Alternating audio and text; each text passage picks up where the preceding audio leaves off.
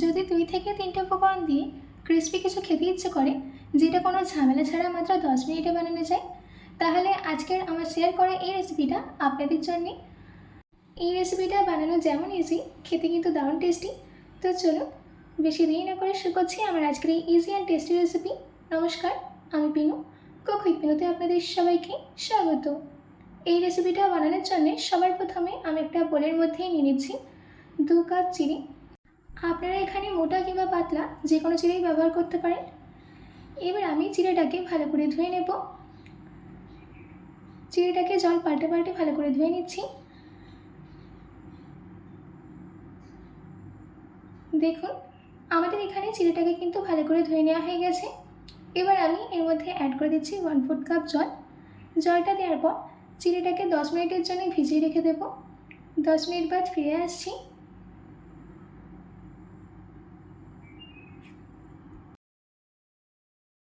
আমাদের এখানে 10 মিনিট হয়ে গেছে আর চিড়েটা সব জল সোক করে নিয়েছি। এবার একটা গ্রাইন্ডিং জার নিয়ে এই ভেজানো চিড়েটাকে দিয়ে দিচ্ছি। তার সাথে কিছু ইনগ্রেডিয়েন্ট অ্যাড করে দিতে হবে। দিচ্ছি 1 কাপ আটা। এখানে 2 কাপ চিড়ের জন্য 1 কাপ আটা আমি ব্যবহার করেছি। দিচ্ছি 5 চামচ টক দই।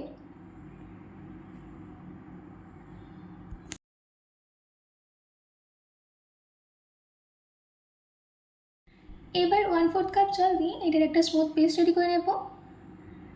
দেখুন, আমাদের এখানে পেস্টটা রেডি করে নেওয়া হয়ে গেছে।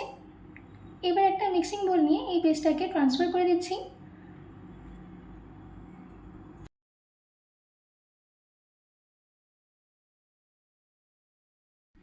এবার এর মধ্যে দিয়ে দিচ্ছি 1/2 কাপ পরিমাণে জল। জলটা দেওয়ার পর ভালো করে ফেটিয়ে নিতে হবে।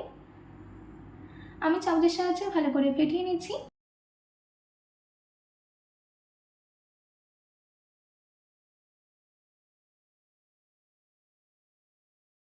দেখুন, চিড়ের পেস্টটাকে ভালো করে ফেটিয়ে নেওয়া হয়ে গেছে। এবার আমি এর মধ্যে অ্যাড করে দিচ্ছি 2টো মিডিয়াম সাইজে কুচনো পেঁয়াজ, ঝালের জন্য 4টে কাঁচা লঙ্কা। আপনারা যদি এটা বাচ্চাদের জন্য বানান তাহলে কাঁচা লঙ্কাটাকে স্কিপ করতে পারেন। দিচ্ছি কিছুটা কারি পাতা কুচি, দিচ্ছি ধনে পাতা কুচি, স্বাদ মতো নুন, 1 ছোটো চামচ গোলমরিচ গুঁড়ো, 1 ছোটো চামচ জিরে, দিচ্ছি 1/4 টিস্পুন হিং। হিংটা দিলে এর টেস্টটা আরও বেড়ে যাবে। এবার এই সব ইনগ্রিডিয়েন্টসগুলোকে চিড়ের পেস্টের সাথে ভালো করে মিশিয়ে নিচ্ছি।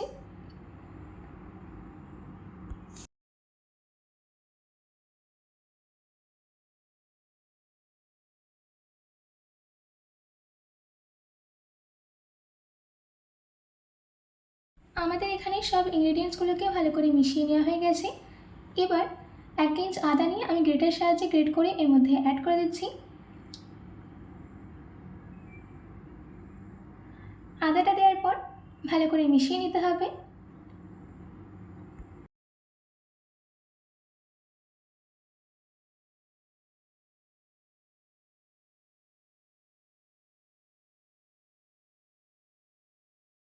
আদাটা দেওয়ার পর আমি আবারও ভালো করে মিশিয়ে নিয়েছি। এবার আমি সব শেষে এর মধ্যে অ্যাড করে দিচ্ছি 1/2 টিস্পুন বেকিং সোডা। আপনারা এখানে বেকিং সোডার বদলে ইনোও নিতে পারেন। বেকিং সোডাটা দেওয়ার পর ভালো করে মিশিয়ে নিতে হবে। ব্যাস, আমাদের স্ন্যাক্স তৈরি করার জন্য ব্যাটার কিন্তু একদম রেডি। এদিকে আমি কড়াইতে মিডিয়াম ফ্লেমে তেল গরম করতে দিয়েছিলাম। তেলটা সম্পূর্ণ গরম হয়ে গেলে ছোট ছোট বল এর মধ্যে দিয়ে দিতে হবে। আর দেওয়ার সঙ্গে সঙ্গে একদমই নাড়বেন না। যখন দেখবেন যে এই বলগুলো হালকা তেলের উপরে উঠে এসছে, তখন এদেরকে উল্টে পাল্টে গোল্ডেন ব্রাউন করে ভেজে নেবেন। এইটা আপনারা সকালের নাস্তা কিংবা ইভিনিংয়ে টি টাইম স্ন্যাক্স হিসেবেও খেতে পারেন।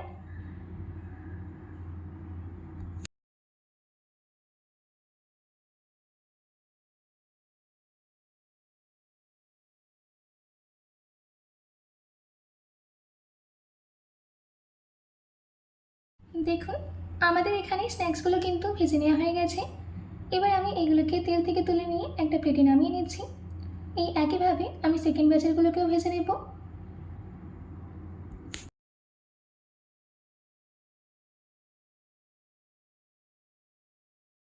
আমাদের সেকেন্ড ব্যাচের স্ন্যাক্সও ভেজে নেওয়া হয়ে গেছে, তুলে নিচ্ছি। আমি এই স্ন্যাক্সগুলোকে টমেটো কেচাপের সাথে সার্ভ করেছি। আপনারা চাইলে চা কিংবা কফির সাথেও সার্ভ করতে পারেন। আশা করছি আমার আজকের এই ইজি অ্যান্ড টেস্টি স্ন্যাক্সের রেসিপি আপনাদের খুবই ভালো লেগেছে। বাড়িতে এটি অবশ্যই ট্রাই করবেন ও কমেন্ট বক্সে কমেন্ট করে জানাতে একদম ভুলবেন না। তো আজকের মতো এইটুকু, আবার দেখা হচ্ছে অন্য কোনো রেসিপি নিয়ে। ভালো থাকবেন, সুস্থ থাকবেন।